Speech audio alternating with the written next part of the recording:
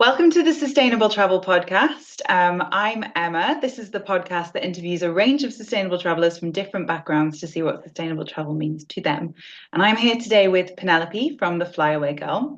Penelope is a travel content creator and she's got a really exciting new project going on at the moment. So today, among other things, we're going to be chatting about over-tourism. Penelope, hi. Hi, it's good to be here. Yes, it's so nice to have you. How are you doing today? I'm good. It's been a long day, but looking forward to chatting about hidden gems, Yeah. places people haven't heard of, my favorite things. Yeah, lots of lesser known destinations. I mean, it's good because for me, normally I film this during the day and the lighting is like blinding. So actually I look pale, but I'm a lot like less pale than I usually come off on the Yeah, we don't have any windows in this room, so Oh, that's kind of worse. Well, yeah, I'm not really sure if that's better or worse at all. I think it's worse, but it's all good. You look lovely. I love the blue. It's very, very nice. So anyway, I want to hand over to you. Can you tell us a little bit about yourself? How you travel, how you got into traveling, all that kind of stuff. So I've been traveling since I was really little. My parents took me traveling so much as a kid, whether that was just locally around the UK. It was often by train. My dad is an absolute train nerd. He is a train spotter. So we often did train trips all around the UK, and we did at least one international trip every year. Hmm. And a lot of that was to places like Austria and Switzerland. And that's originally how I started traveling. And then no, when I was 18, I did my first solo trip, which was 2 weeks interrailing around Wow. Europe, which was, yeah, my first foray into solo travel. Hmm. And that was predominantly quite well-known places. But then that literally just started my love of just traveling anywhere and everywhere as much as I could. And so during university, I would often try and just find like the cheapest flights possible. And that usually meant that you're going somewhere that wasn't exactly popular because obviously your flights to Paris or Munich or where Vienna, let's say, like they're expensive. Hmm. Flight flights to random places that most people haven't heard of a lot cheaper. Yeah, And as we know, absolutely. yeah, airlines like Ryanair have a few lesser known places and budget fares. Yeah. So, for example, one of my trips was I got some really affordable fares from Ryanair, and it was to Gothenburg, which is Ooh. not the most popular place in Sweden, but I loved it.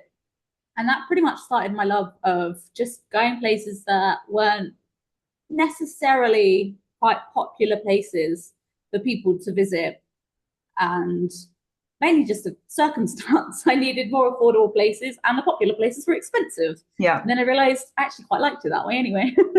Yeah, absolutely. I always love going to places where people ask me like, well, like I've never heard of this place. Like, where even is it? And it's like you get to give the whole backstory on, yeah, like Yeah. I was going to go here, but now I ended up going there, and yeah, so much fun. So, do you think Gothenburg was the most random place that you went to, or were there? Oh, probably not. I'm trying to think. I'm trying to think of some. So, I mean, I think as kind of sort of random, maybe it's a bit of an odd word to use, but in terms of not necessarily my plan, Yeah. was Addis Ababa in Oh, Ethiopia, okay. which was solely because I found an airfare which went from Italy, Rome, to Johannesburg, Hmm. then went from Durban, which was also really amazing. And people were like, why did you go to Durban? Like, Love it's that. not, it's, I loved it. I was like, Yeah, this is great. It it's a went really from nice city. Durban to Bangkok and Hmm. then flew from Bangkok via Addis Ababa back to Rome. But it was a full day layover in Addis Ababa. And Ethiopian Airlines, they do a stopover program. So if you have a really long layover program, I suppose I should say. So if you have a really long layover, they'll give you a hotel and provide like a city tour. Nice. So in terms of it wasn't a planned destination on the trip. So as far as random goes, that one definitely takes the cake.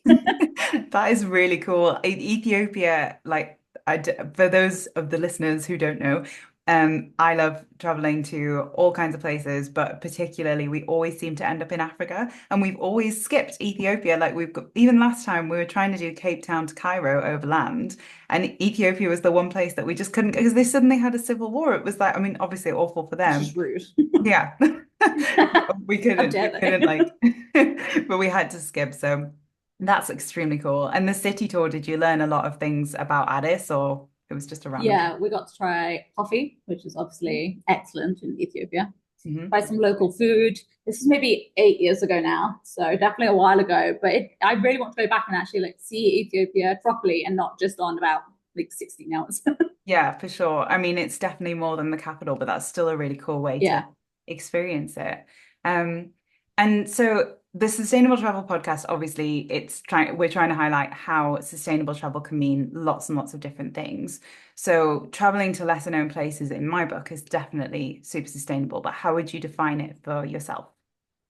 In terms of, for me personally, sustainable travel is very much, aside from trying to reduce how much I travel by plane, which obviously, depending how you travel and how you're needing to travel, it's not necessarily possible to reduce that. I mean, I'm not going to be able to get to Japan without probably flying unless I have 3 months. And unfortunately, my fiance works full time in an office, so That I is don't think rude. that he's getting the annual leave for that. But so while that is obviously one side of it, traveling by train is one of my favorite things. I absolutely love traveling by train where I can.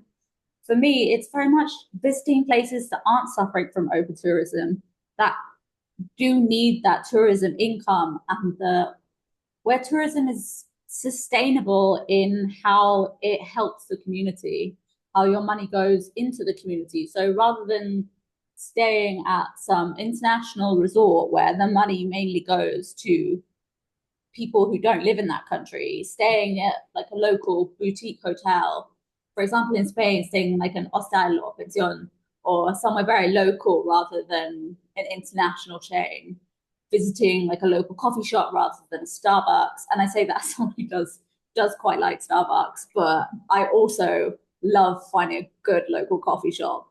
Mhm. So things like that. It's just really small changes also, as well that you can make in your current travel style to be able to make it just that bit more sustainable. Yeah, I love asking that question because the variety of answers you wouldn't believe. Like, we get some people who definitely do think of it as very much like a not flying and like trying their utmost to do everything kind of the difficult way, I like to say. Like, and Mm. that's also fine. Like, I think, that's manageable for them. But I also think it's very important, like you said, to note that sustainability has to be sustainable for the people. Like, we have to make sure that we are also contributing to economies that wouldn't necessarily get it and making travel something good. Um, and I do think that when we focus just on environmental sustainability, sometimes we can lose a bit of that. And like you said, the kind of local guest houses, local coffee, all that stuff, like it's part of the joy of traveling, right? Like it's why Yeah. yeah. And part of it is, for example, if you stay in, I can't even, I'm trying to think of some internet, like major chains. I don't know, just as an example, say Marriott. like Marriott or something. Yeah, that was weird. Exactly. Like something like Marriott, Hilton, whatever. While obviously they do differ depending what country you're in. If you say, let's have Japan as an example, mainly because I really want to go back, so I'm just thinking about it all the time right now. You can stay in like a local ryokan or a small, even you can staying in a chain is not always a bad thing. Mhm, For example, like a small local Japanese chain, it's mhm. still something that supports primarily the economy of where you are rather than, say, international investors or a CEO who lives who knows where. Yeah, 100%. And I think when it comes to like Hiltons and Marriotts, when you look, it's really hard for people. I do appreciate that the greenwashing is rampant, but when you look on like sustainable, like Booking.com sustainable or Mm. anything like that, they always come up with Hilton's because Hilton has really clear sustainability policies, but they're not sustainable at all. Like it's the bare minimum Mm. that they're doing. And as you say, the money is going to a rich CEO somewhere in, I don't know, the USA, maybe. I don't know. Sorry, Hilton. But like it's not Sorry, going. we're picking on you. I know. I normally it's Marriott with me. I normally pick on Marriott, so we'll take it. But yeah, so it doesn't usually go back to the country. You mentioned, and I really want to draw on this because I love the idea of them. Could you explain for people who don't know what is a ryokan? Okay, so I'm really bad at explaining these sorts of things, but a ryokan is essentially a traditional Japanese guest house. So it's very much a traditional way of staying. I actually haven't stayed in one yet. This is one of my bucket list things I really want to do in Japan. And we've mainly stayed in Japanese hotels, but not yet a ryokan. And So it's one fun. of the things I really want to do, especially in an onsen town, which is another thing we haven't done in Japan. So much So fun. yeah, basically that's my next trip is staying in ryokans and going to onsen towns. Yeah, so as I understand, they're a little bit like Japanese homestays, and Yeah. it is. I've never even been to Japan, and I've seen your content on Japan is absolutely gorgeous at the moment. So I really have to. Oh, is it finished, or are you still going with it? Oh, I just have random bits at random times. At the moment, I like to. That's the thing. Like, so people seem to assume that because I'm always posting travel, that I'm always traveling. Yeah, I'm home a lot more than people think. People are like, "Oh, yeah. I thought you were in Morocco. I thought you were in Japan." I'm like, "Oh no, that was like last autumn." Like So at the my life is a moment, lot less glamorous than that. I'm like, "No, no, I'm literally just in my office at home in Gibraltar." Yeah, well, But I it's mean, such a thing. Exactly. And it's the way people tend to assume that, oh, you're constantly traveling, which, yes, at times I have been, but it's not that kind of life permanently. I would never get any blog posts written if I was actually traveling that much. no. Yeah, I mean, because we're both of us now full-time creators or bloggers, whichever of the two we All prefer of the to above. use. Yeah, both.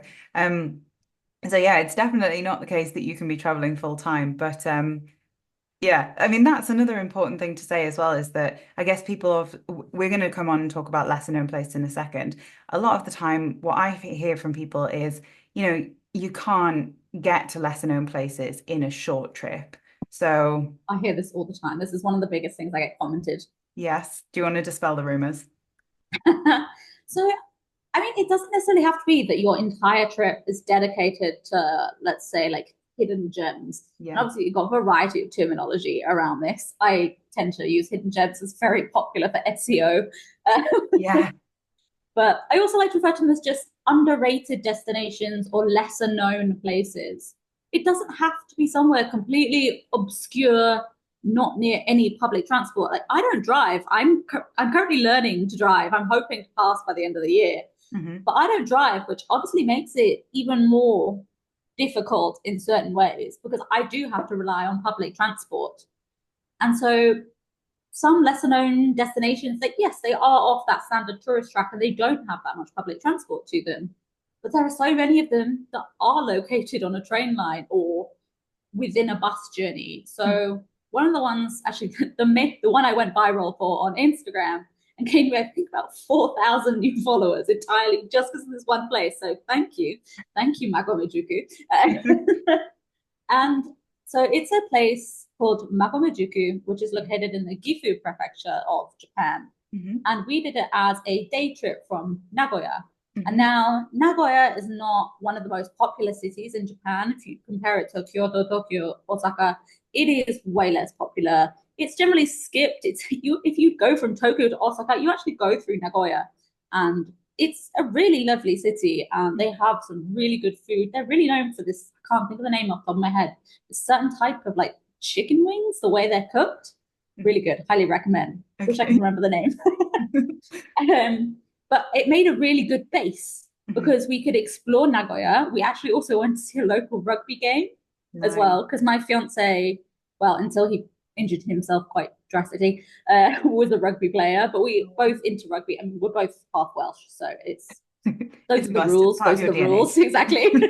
Yeah, I think I would have my heritage revoked if If you didn't go to a rugby game, yeah. exactly. So it's one thing we like to see if we can do when we're traveling. We happen to be there during the rugby season, so we went to see a game from the team Toyota, which plays in Nagoya. Yeah. So staying in a city meant that we had that access to other places. And yes, Magome-juku was maybe not the easiest place to get. We had to take a train from Nagoya to Nakatsugawa Hmm. and then a bus from Nakatsugawa up to Magome-juku. Hmm. So it's maybe not the super simple, it's a half-hour train journey away, or you can hop on a Shinkansen or whatever, or if you're in Europe, like an intercity. Hmm. But it was so worth it. Hmm. I'm assuming most people don't know where it is or why you should go. And I'm going to tell you why, because it is. I fell in love with it, and Okay. I don't like living in small towns, Okay. but I like visiting them. I'm here for I this. You mean, can sell it to us. Tell us why. exactly. It is part of what's called the Nakasendo, which is a route that stretched all the way from Kyoto to Edo, which is now Tokyo.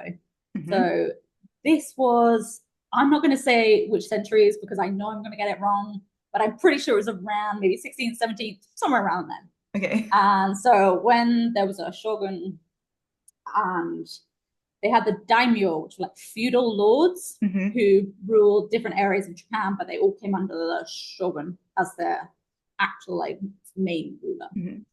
And the Nakasendo, which translates as Central Mountain Route, Hmm. and it stretched, as I said, from Kyoto to Edo, and I think it was something like 400 or 500 kilometers. Hmm. And they were required every other year. The daimyo were required to reside in Edo, in Tokyo, whereas the other year they could reside in wherever their domain was. Yeah. And so along this route, and I think there are 5 routes called the Gokaido. There are five main routes or something along those lines. I forget Hmm. the Japanese precisely. But there were these 5 routes that went through all different areas of Japan that all connected to what's now Tokyo. Hmm. Because every other year, all of the daimyo and all their people, their household and everything had to go to Tokyo. Yeah. And it was basically a way of the shogun just keeping control and like keeping his eye on them. You know what I mean? Like can't get up Yeah. to too much trouble when you have to turn up there every other year. Yeah. Or at least that was the aim as far.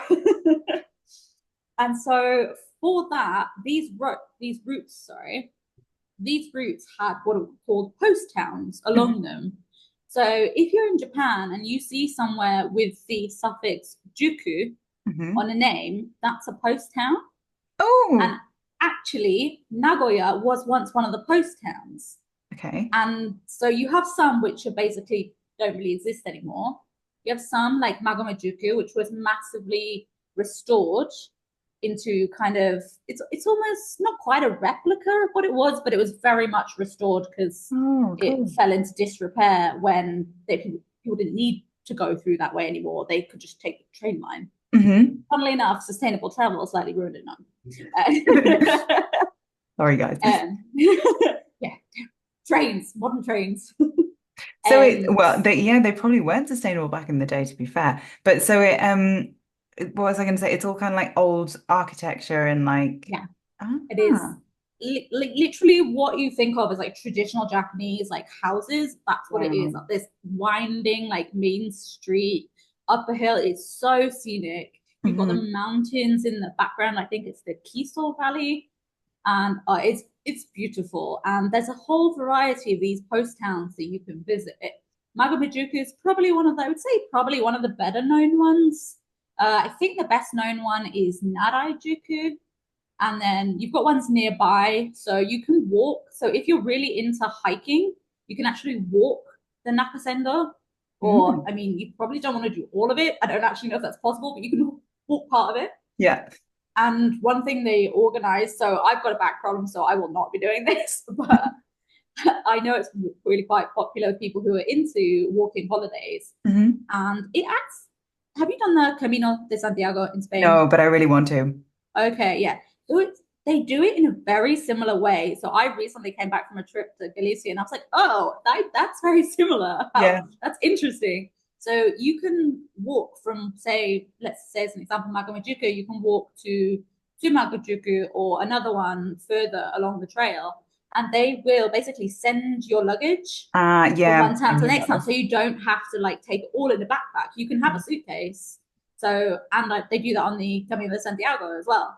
So it was Mhm. quite interesting seeing like very similar links in how you can do these trails in two very, very different countries. But Yeah, yeah, so it's quite popular for walking holidays. yeah. It's actually really quite accessible, even if you're just doing it as a day trip. Hmm. I would have loved to stay there. Oh, sorry. No, it's okay. I'm loving it. You're like so passionate about it. What I was going to touch on is that I think often when people hear lesser known places, there's a little bit of a misconception that it's like, well, you can't go to Japan because Japan is well known, when actually it's perfectly Yeah. possible to visit a lesser known place within the country of Japan, like you did.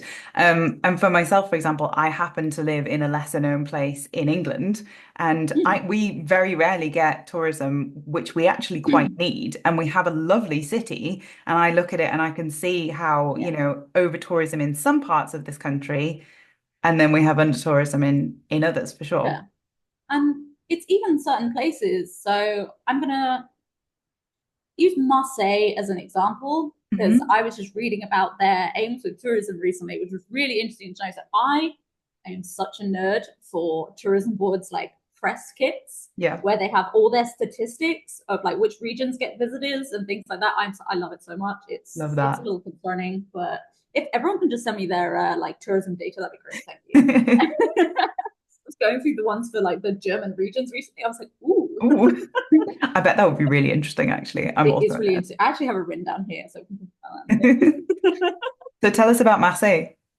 So I haven't been there, but I always knew it was very kind of, summer destination. Okay. So what I found really interesting was obviously you have very popular places around France, obviously Paris, Hmm. but then other places like say Lyon, Marseille, Cannes, and my French pronunciation is it, Quite it'll good. do. But sorry to any French listeners. Uh, and so you have these places that are very popular. Some of them are very popular seasonally. Hmm. So you can visit lesser known destinations. Doesn't have to be somewhere obscure no one's heard of.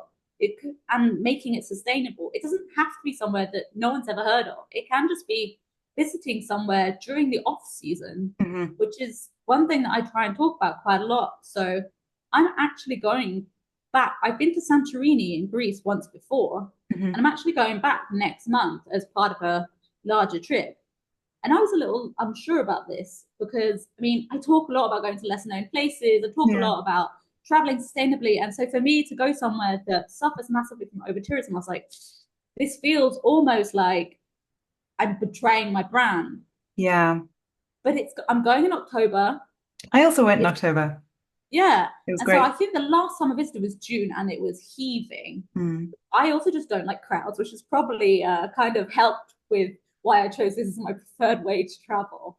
But Fair. so, for example, visiting Santorini in autumn winter versus visiting in summer, visiting Marseille in winter versus summer, Hmm. it doesn't have to be somewhere that no one's ever heard of, that's some tiny village. Yeah. It can be cities like, Yeah. And it can even that's such a good point. Like so, like we've said, it doesn't need to be a really long trip. You can add in like one little place or like somewhere on the way or just travel. Like I try and avoid this phrase slow travel because although I yeah, really like do subscribe to slow travel, I think it can often be interpreted as like people think they need to have years to travel. yeah, But you could just travel that weeny bit slower, like maybe rather than like absolutely careening from Tokyo to Nagasaki, you could just go from Tokyo to Kyoto and see a few places along the way, or Tokyo to yeah. Hiroshima even. Yeah. And And then go on. I've had that as a response on a lot of my Japan content in terms of, oh, but like on people's first trips, like they only have time for Tokyo, Kyoto, and Osaka. And Yeah. to me, this seems so disingenuous Mm, because why should we have to do those three cities on yeah. our first trip to Japan? I know people love Tokyo. Kyoto is beautiful, and Osaka, well, is Osaka. It for me, Osaka seems to be a bit of a Marmite kind of city. If Yeah. I hope everyone understands that reference. Yeah, the Brits But will. I know I think Brits too will get that. But it's very much a city that people either really like or really don't like. It doesn't seem Yeah. to have any in the middle.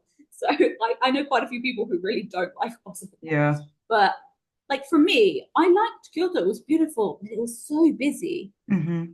And we went out of our way to try and go to some places in Kyoto itself, in the city, that were less popular, less well known. Because Yeah. some of the temples had so many people visiting. It was also, we went during autumn. So there are some temples that are particularly well known for having incredible autumn foliage.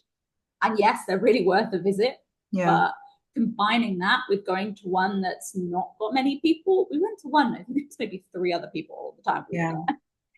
And I do think like that's such a good point of the, well, I only have time to go here, here, and here.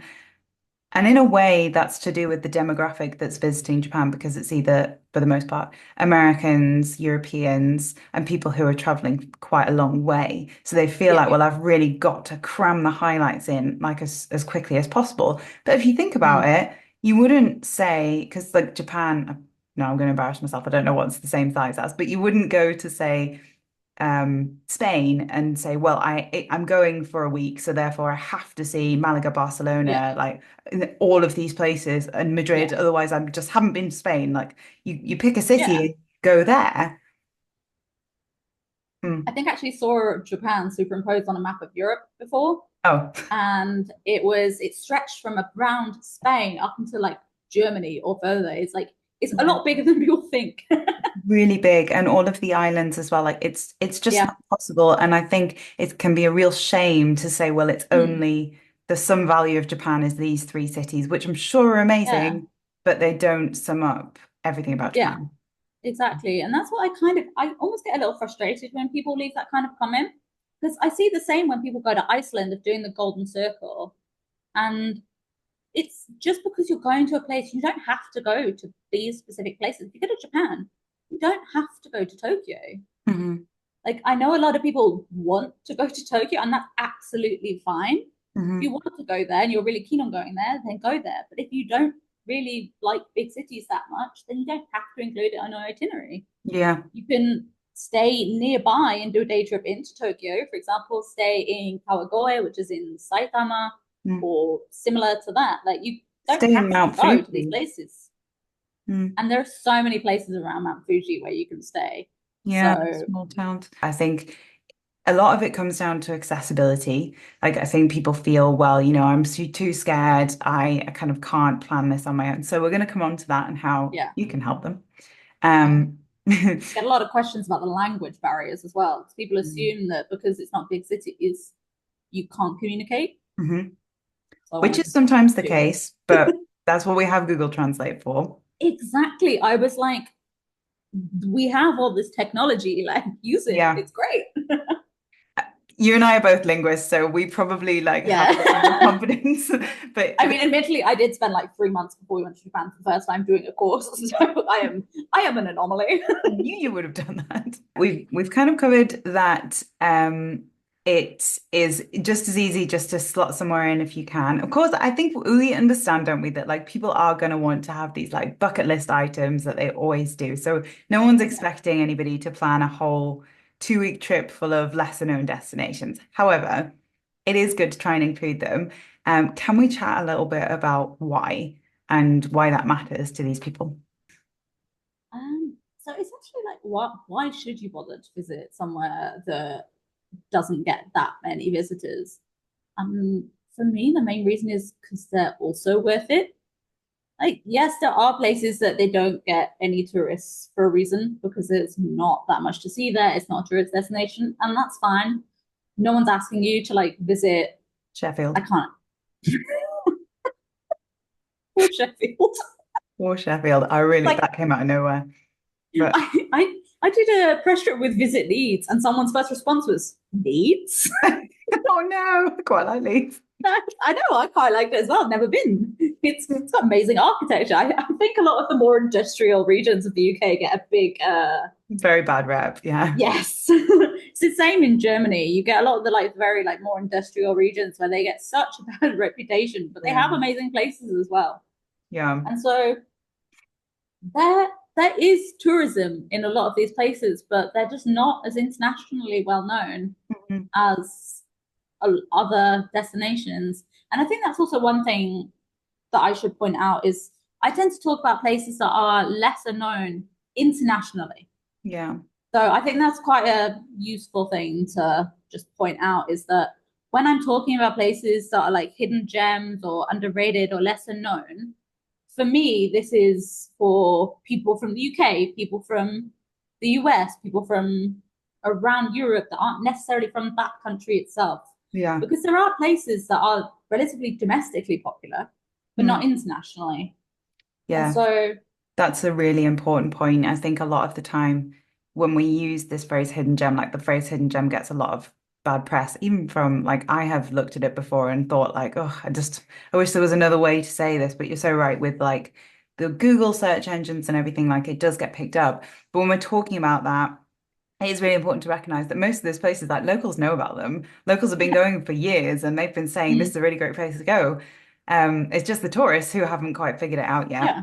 Hmm. It's like using Lithuania as an example, which is somewhat so my ancestry is a while ago from Lithuania. Oh, And yeah, my great grandfather came over to the UK from Lithuania in 1913, I want to say, okay. somewhere around then, pre wars. Mhm. Awesome. And so I have a soft spot for Lithuania. I visited, I think, 3 or 4 times now. But I have a tendency to not really get out of Vilnius because I love it as a city. It's a great city, but I really want to explore more of the country.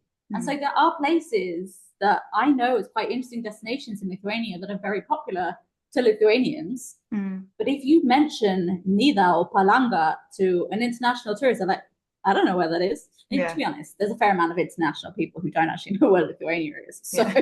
there's that too. That's true. It's also true. Yeah. Or just mix it up with Latvia, which Oh yeah, no, that does that happen. happens. But yeah, like with my hometown, it's twinned with a couple of places that are international, but in general, like I mean, you'll know Durham, but like a lot of Yep. people outside of the UK don't really know Durham. And it's really full of history. Like we've got a lot It's of things here. beautiful. Yeah, it's an awesome place. I mean, I that's mean of me to say because I moved away for 12 years, but I do now love Durham. And I think the other reason as well that's really important to point out is that in a country like the UK, we know this is that a lot of our money goes to London, which means that we have like Parliament in London, we have everything in London, and sadly, a lot of the rest of the country, Scotland, Gibraltar, the Northeast, other places, like Wales. completely neglected. Like it's not like we don't get the same funding that London gets. Um, and that also, I stumbled over my words there, but that's also the same with other areas of the world. Like if you are constantly visiting places like Tokyo, Kyoto, Dubrovnik is another big one that Mm, many people only go there. Those places, they do build themselves up. There's a kind of trickle-down economics, but you're not going to yeah. get the same dispersion as if you Yeah. do visit these other places that need it.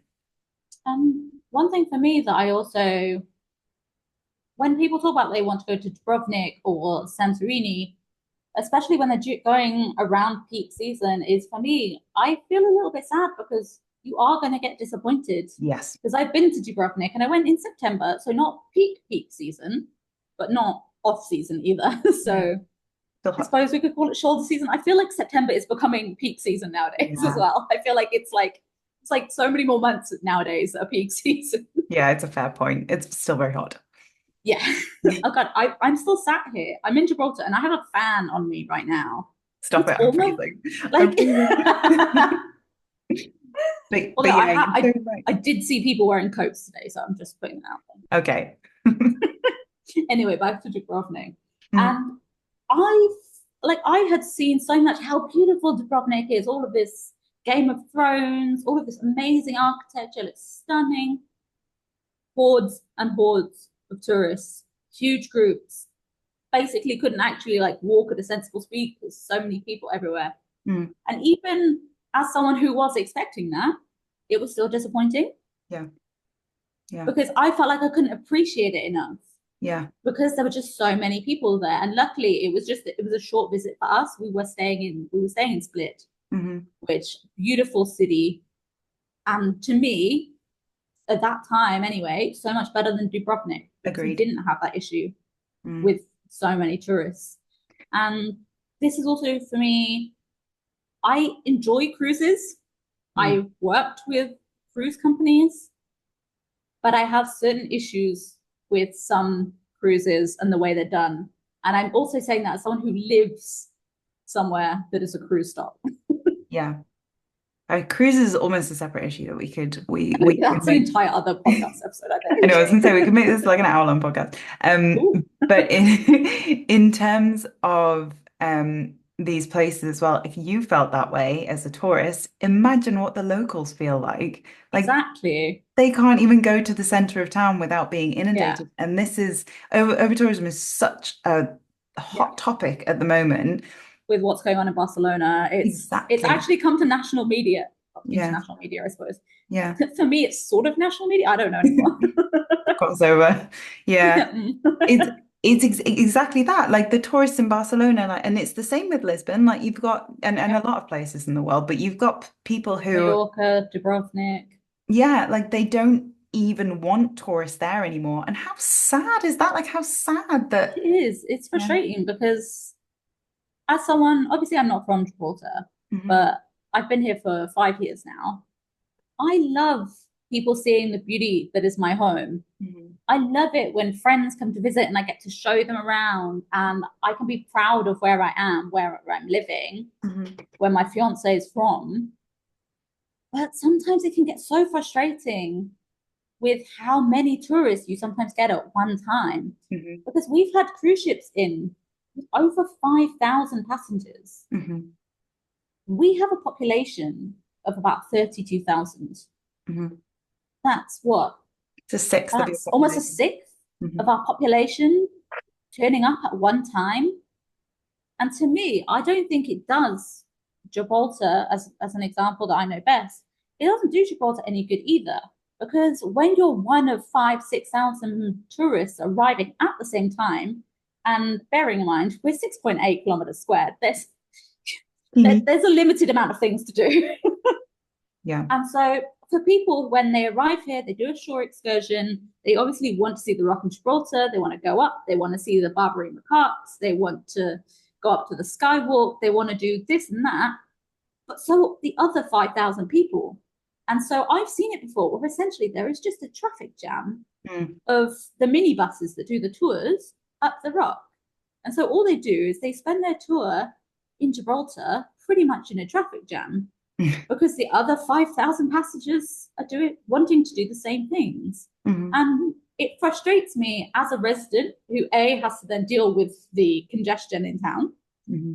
and B, as someone who wants to share how amazing Gibraltar is, but then people are like, oh, I had a really bad experience Yeah. because they spent their entire time stuck in a traffic jam. Yeah. So Exactly. it's one of those things where you want tourism, but you don't want that much tourism, Yeah. I or know. you don't want that much of that kind of tourism. That is exactly the thing. I've gone over this issue so many times in my head, and I think it's impossible to solve. We can't solve the issue of over-tourism. I don't think we'll solve it in our lifetime. I think it will get worse, unfortunately. Yeah. But over-tourism is only a problem if the tourism is not sustainable, I believe.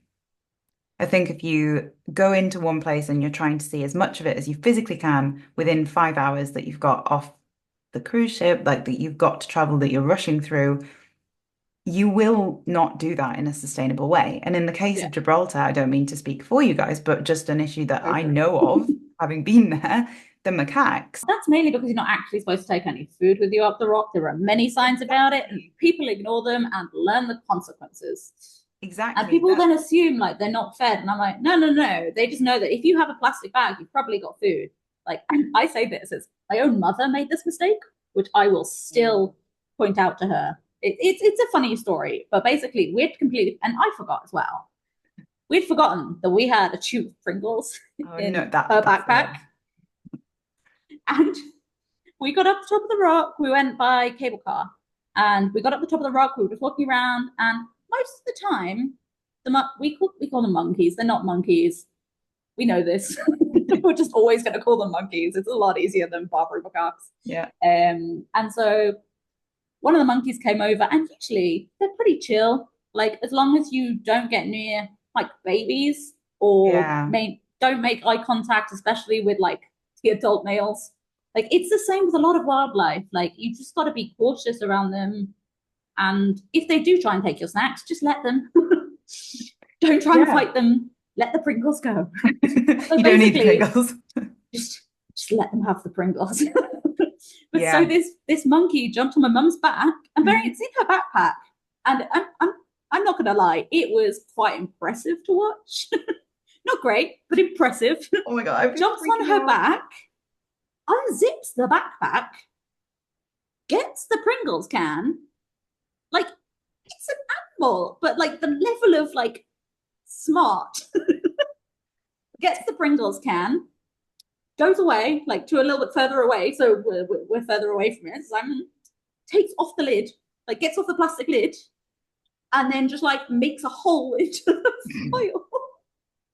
I'm like, oh my gosh. I'm like, I am now one of those tourists. I live here. I'm now one of those tourists. That would freak me out. Like when I went to the Rock, I was like every macaque, I was like.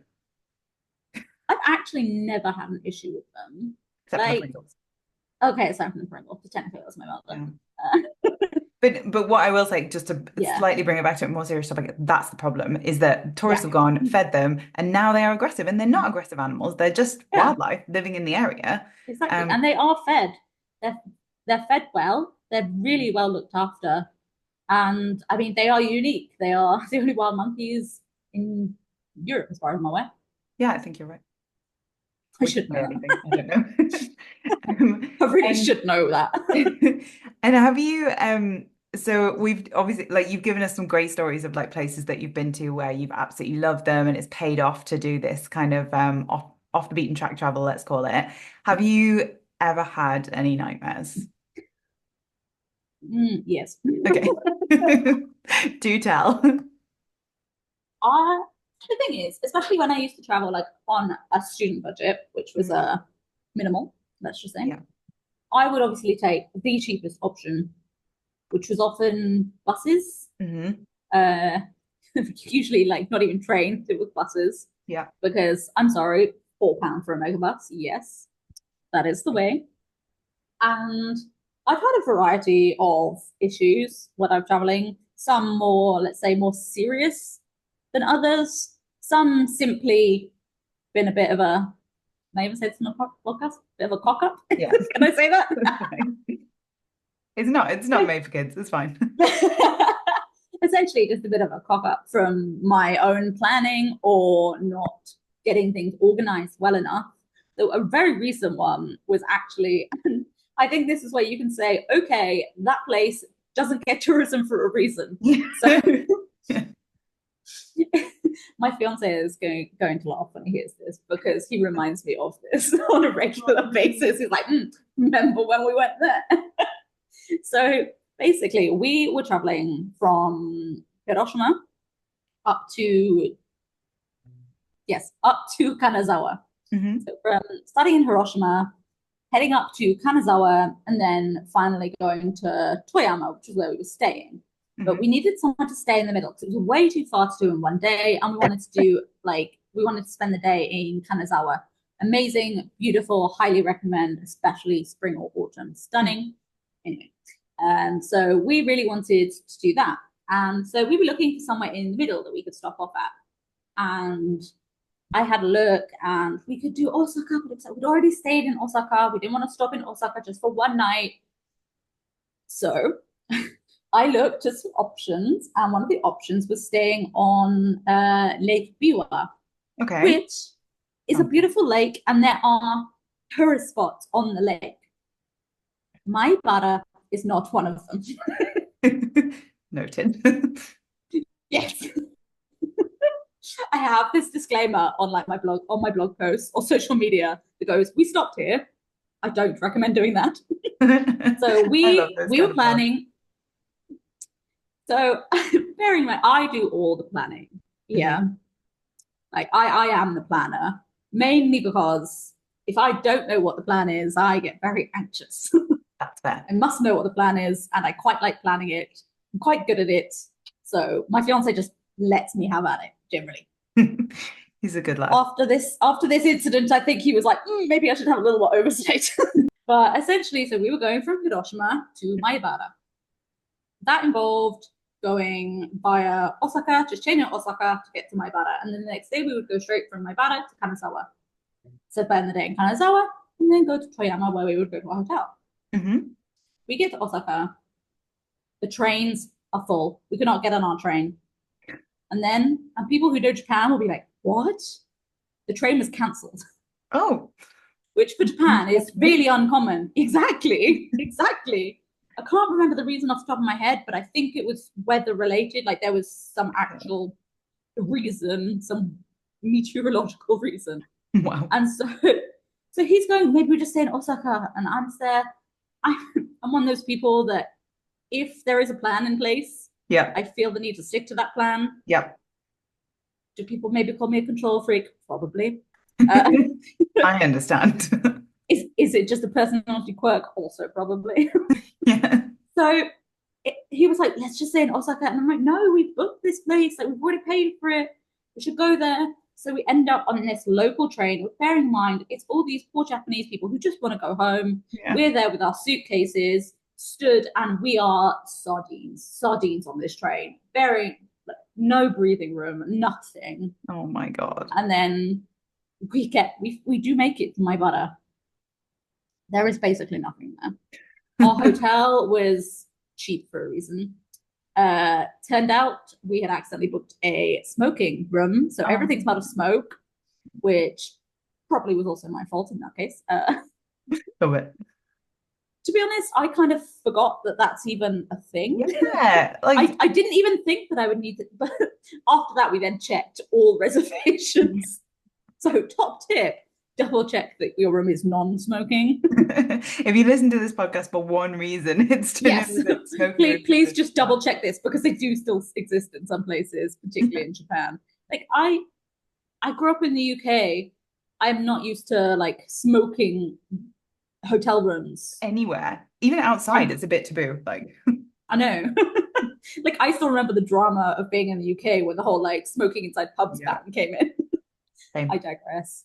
But so we got to Maibara. There's basically nothing to do. Our room stinks of cigarette smoke, and we can't even find. There's no restaurants. Like, oh God, there's basically no restaurants. So we had a 7-Eleven dinner. And my fiance's like, "Why are we here again?" Then like, it seemed like it would be nice on a lake. He's like, your dedication to hidden gems is not paying off this time. Yeah. So yeah, just because places are unknown doesn't mean it's because you should visit them. In fact, you should always check. Yes, please double check. Yeah, but there were some really nice places nearby there. So there's a place nearby called Hikone, which would have been great. There you know for next time. We did not stay there. Yeah, I mean, now you know for next time. But I think so. There are places, I know this, that are very similar, especially in Japan because it's so big, to these big like well-known spots. Like you even mentioned that the one forgot the name. That's terrible. You just told me about it. The one that you went viral for, that you had all the history of. Oh, Magamejuku. You even told me that there were similar towns like that were much better known and like much, more frequented. So you can get these places that are just not as well visited, but give you exactly the same experience as somewhere that everyone else is going to, basically, right? Yeah. It's like, obviously, if let's use Spain as an example now, because given the massive kind of press around the over-tourism issue in Barcelona, I also just want to preface this with, I do not condone the actions of what a lot of protesters were doing, shooting at tourists with water guns. I'm sorry, I don't care what your problem is. That's not okay. Like, it's assault, and they're not,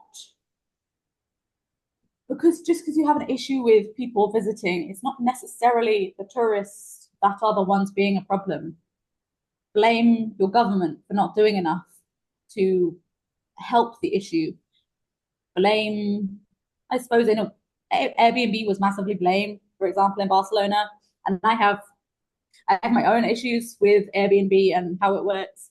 I lived in Berlin, where we had a similar issue, not to the level of Barcelona, but when I moved there, I really struggled to find a place because a lot of the places were being used as short-term lets for tourists. And so I fully understand that. But what I had an issue with was how it was being done, how it was being protested. But I fully understand that, yeah, people just do get to their breaking point. Yeah, we can have sympathy with the locals as well as understanding that it's not necessarily the fault of those individual tourists. And that's Yeah, ultimately what we're here to do, right? Is to like spread awareness of the exactly. fact that over tourism happens. There are alternatives. You can tend to them. So go on. Yes. You were And saying so, with Spain. yeah. So, for example, like, yes, you can't see the Sagrada Familia if you don't go to Barcelona. That's a given. Like that, like if your dream is to see the Sagrada Familia, then you have to go to Barcelona. There's no getting around it. And I don't have an issue with that. Like if you want to visit Barcelona, that is fine. Visit Barcelona. It's a beautiful city. I love Barcelona. I've been a few times. But I think that we can also think about that there are ways to visit a place, and there are ways that we should be aware of that are not conducive to, I was phrased very badly. There are ways of visiting a place that do not support the local economy, that negatively impact the people who live there Hmm. and work there. And I think it's, I don't, I don't necessarily blame people for wanting to visit popular places because the thing is they are popular for a reason. Hmm. It's not like Barcelona is not popular for a reason. It is a stunning city. The architecture is incredible. I love the food scene. I'm very big on. I like food. Okay, Barcelona and has so good food. it really does. We went to this amazing hot pot place, which is completely standard to go to Spain for.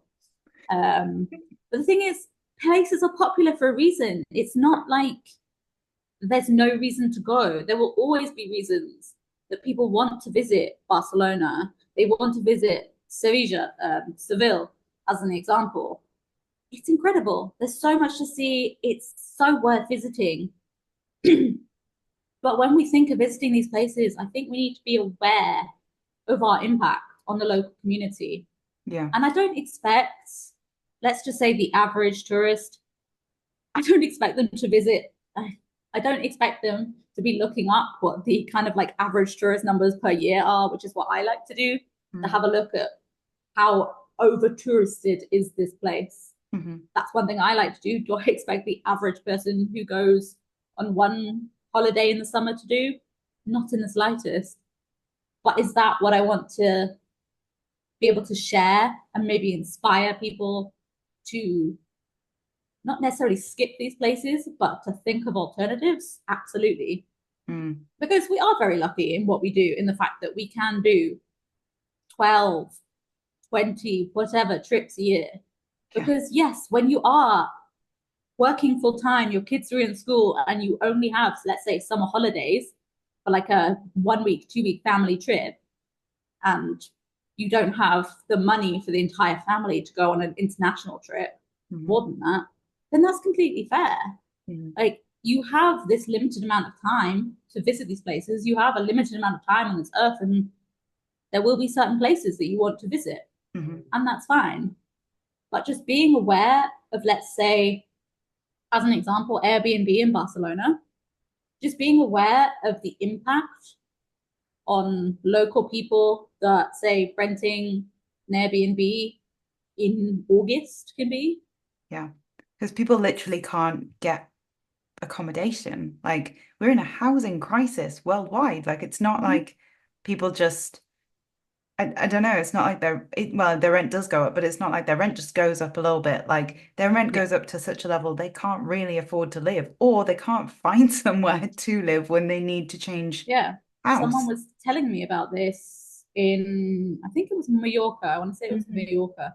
But basically, they cannot find a full year, full 12-month housing contract. They work in, I'm pretty sure it's Mallorca. They work in Palma de Mallorca, and they struggle to find a full, affordable 12 months housing contract because landlords want them out for the months of July and August because they will get pretty much equivalent to the full year's rent in those 2 months by renting to tourists. Yeah. So people who live and work in those places have to figure something else out for 2 months of the year I know. because it's going to tourists, and it's it's not going to be solved easily, but and we're not going to change the world necessarily by one Instagram reel. But if more people start looking at a few alternative destinations or just changing how they visit a place, like staying more locally rather than international chains, staying in boutique hotels rather than an Airbnb, or even if you are staying in an Airbnb, stay in one where someone is also living there. And I know that's a bit of a weird homestay. Yeah. And I know for some people that is a bit weird and they want their privacy, which is fine. Mm-hmm. It's just something to look into. Yeah, There we are did. alternatives. If people are interested in that as well, we did an episode 2 of this podcast that is completely dedicated to homestays. And there's also a really like user-friendly platform that sponsored the episode even that you can go and check out. And that involves obviously it's what did they call it? They said it to me today. Host present model whereby the host is there. It doesn't necessarily mean that they're really hands-on and that you'll always have to interact with them, but they live in the house and you take their spare room. So that in a way really stops this gentrification issue. Yeah, it's not for everyone, but then that's why boutique hotels exist. The other things that you've said. So, Penelope, we are talking so much, and I love it, but I do want to come on to your project regarding the ways that we can try and fix this issue a little bit. So, can you tell us a little bit about that? So I recently started this new project that had been back in my mind for a little while, and it's called Go Here Instead. Mm-hmm. And it's essentially alternative destinations, or as I think I want to say I coined, I'm sure someone used it before I did, but but I like to call it destination detour. So rather than going to Barcelona, then go somewhere else in Spain that also has amazing architecture. And as I said before, it won't have the Sagrada Familia, it won't have Park Güell, it won't have the things that if you want to see them, you have to go to Barcelona. But as an example, A Coruña, it has incredible architecture. It's on the sea, and the food, the gastronomy is excellent, and it has millions of fewer tourists. Yeah. Yes. I can always tell when somewhere gets a lot less tourism because it's so much harder to find their actual tourist numbers. Yeah. They're not splashing them around. Exactly. If I'm struggling to find the data, it's probably not a very high number. Yeah. So, and it's things like that. It's just sharing alternatives. Yeah. Because you don't have to go to Dubrovnik. There's so much more to Croatia than Dubrovnik. Mm-hmm. There's so much more to France than just Paris. Yes. Things like this. So yeah, that's my aim with it. Another really good one that I like know firsthand from, I've talked a lot about the UK. I don't just travel to the UK by any means, but it's just one that I know very well. The Cotswolds in the UK is completely over touristed. We have thousands of villages in the UK that look like that. Like our entire country looks like that. And even in the Cotswolds itself, you have ones where everyone goes to. Yeah. Can't even think on the water and yeah. The other you have certain ones where everyone goes to. But then there's so much more of the Cotswolds than just that. Yeah. Like I did a road trip many years ago. I think maybe 7 years ago with two friends. And some we went to were so busy. Then we went to others and we're basically the only people there. Yeah, 100%. So the project is on what Instagram handle now? It's gohereinstead.co. Yeah, and the posts mainly show like alternative destinations, right? So destination detours that you can take instead of the more like well-known, I guess, example. Yeah. Just hopefully inspiring people who go, I really want to go to such and such a place. Well, here's some suggestions of where else you might want to go. Yeah, because I had a look. It looks really good. Thank you. Because the thing is, if you don't know about a place, you're never going to go there. Yeah. And you're probably not like me and just clicking on random places on a map to see what's there. And it makes it so much easier because like we're saying, like there's a lot of people who don't have the confidence to just go to a random lake town in Japan and like who don't necessarily know where to start. You know, they might be thinking, well, yeah, great. I mean, I care about over tourism, but I don't know where else I can go. And this tool basically solves that issue for them, right? Exactly. And I'm also going to be sharing kind of tips and tricks on if you do want to go to these places, how can you go in a way that doesn't leave a negative impact? Love that. Because, yeah, as I said, people are going to want to go to Barcelona. They're going to want to go to Kyoto. They're going to want to go to Paris. Like, I'm not saying never go there. There's just ways and means. Go in the off season. Simple things like this that it provides that ability to also still be able to go to the places you want to go. Not, and I hate saying this, be a burden on the locals. No, it's true. I need to find a better way of phrasing that, because it puts a lot of pressure on the person visiting. Putting strain on, yeah. Exactly. And you shouldn't be made to feel bad because of where you're visiting, because if they're struggling from too much tourism, then in my personal opinion, their government should be doing more. Yeah. And to me, I think we have to also mention that if somewhere is seriously struggling from over tourism, then the onus isn't just on us as tourists. It should be on their government, their councils, to their tourism boards, I should as well, to actually put limits in place. Yes, and to make it easier for people to visit in a less damaging way. 100%. Exactly.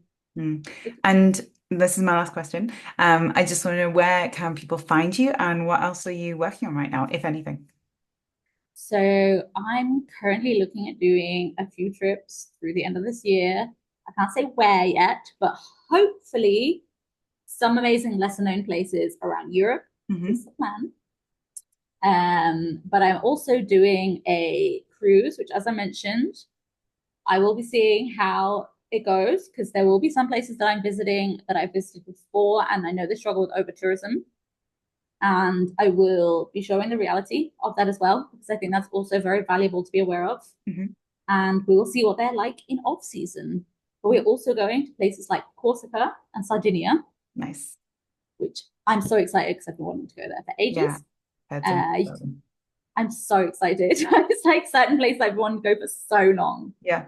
And so aside from that, no more trips planned for the rest of the year yet, but watch this space.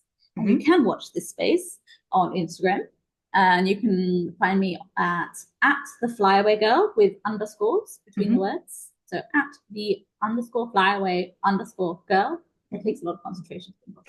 Or www.theflyawaygirl.com. And on there, you can find lots of guides to various hidden gems. I recently shared, and this is in collaboration with other travel writers, hidden gems around Europe and hidden gems around Spain. Amazing. And yeah, so I'm doing more of these. Got one coming up soon, which will be about hidden gems in Japan. Nice. Can't wait. So hopefully lots of inspiration. That will be really cool. Great. And then, unless you have anything else to add, I will wrap up. No, I think that's everything. Amazing. Well, yeah, this has been the Sustainable Travel Podcast. You can find us on Instagram at the Sustainable Travel Podcast. I am also available on at @that_travel. And you can also find all episodes of the Sustainable Travel Podcast on www.thattravel.co.uk. Thank you.